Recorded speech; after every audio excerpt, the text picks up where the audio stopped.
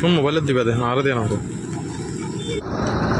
দর্শক আমরা বেগুনের স্বাগত জানাই। দর্শক আমরা জানান উপকূলের দিকে ক্রমশ আগাইয়ের ঘূর্ণিঝড় রেমাল ইতিমধ্যে আবহাওয়া অধিদপ্তর 7 নং বুলেটিন অনুযায়ী তারা হয়ে চট্টগ্রাম কক্সবাজার উপকূলোত্তর প্রায় 500 কিলোমিটার দূরে আছে ঘূর্ণিঝড় রেমাল। প্রিয় দর্শক আমরা জানান এই মুহূর্তে দাঁড়ায় আছি কক্সবাজারের উপকূলীয় উপজেলা কুতুবদিয়া পেকুয়া। তো আমরা আর পেছনে দেখতে লাগবেন বঙ্গোপসাগর।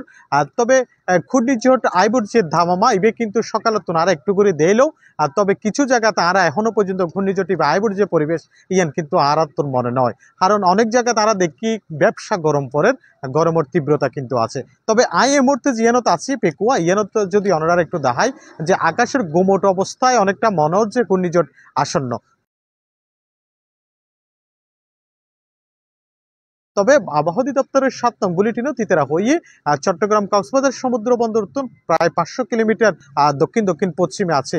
এবার আরো ঘনীভূত হয়ে উত্তর দিকে অগ্রসর হইতে পারে বলে হয়। এবার প্রভাবে চট্টগ্রাম কক্সবাজারের 3 নং স্থানীয় সতর্কতা সংকেত দিয়ে আবহাওয়া অধিদপ্তর রাতিয়ারি তারা বিপদ সংকেত জারি করিবে বলে অজ্ঞ আভাস দিয়ে। তবে কক্সবাজার চট্টগ্রামত কি পরিমাণ আসলে ঘূর্ণিঝড়টি আঘাত করিব ইয়ান লইয়ের কিন্তু আবহাওয়া অধিদপ্তর হর ইয়াডে কিন্তু বাতাস এবং বৃষ্টি হবার অজ্ঞ সংখ্যা কিন্তু তারা হই। তবে ইবে এখন যে গতিতে আছে অর্থাৎ ইবে খুলনা বরিশালের দিকে যাবার অজ্ঞ সম্ভাবনা আছে। তবে এবার যদি গতিপথ পরিবর্তন করি ইকাই তাহলে আর আল্লাহ আসলে এক ধরনের বিপদের হতা আছে।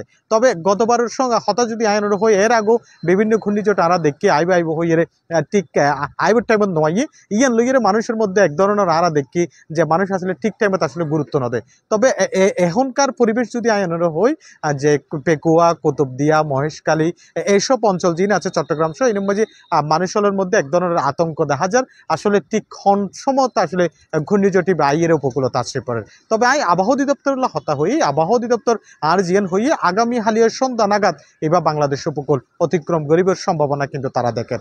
তবে এখনো পর্যন্ত 3 নং স্থানীয় সতর্কতা সংকেত জারি রেখে প্রস্তুতির খবর যদি আমরা হই চট্টগ্রাম জেলা প্রশাসন কক্সবাজার জেলা প্রশাসন সহ এই যে আন্ত উপজেলা আছে উপকূলীয় এই মাঝে কিন্তু ব্যাপক প্রস্তুতি কিন্তু তারা গ্রহণ করবে। ইতিমধ্যে চট্টগ্রাম জেলা প্রশাসন এবং কক্সবাজার জেলা প্রশাসনের মধ্যে যে দুর্যোগ ব্যবস্থাপনা কমিটির সভা কিন্তু অনুষ্ঠিত হয়ে বেশ সংখ্য উপজেলা খবর লই কুতুবদিয়া মহেশখালী পেকুয়া চকরিয়া বাঁশখালী ইনত কিন্তু দুর্যোগ ব্যবস্থাপনা কমিটির সভা কিছু তো গিয়ে আর কিছু তবু।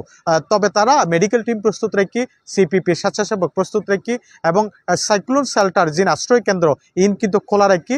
তবে ঘূর্ণিঝড় রেমাল আইবুল্লাহ যে আইলে যে তারা ইবে মোকাবেলায় যে প্রস্তুতি কিন্তু ব্যাপকভাবে গ্রহণ করবে চট্টগ্রাম সহ উপকূলীয় অঞ্চলের কক্সবাজার সহ উপকূলীয় উপজেলায়।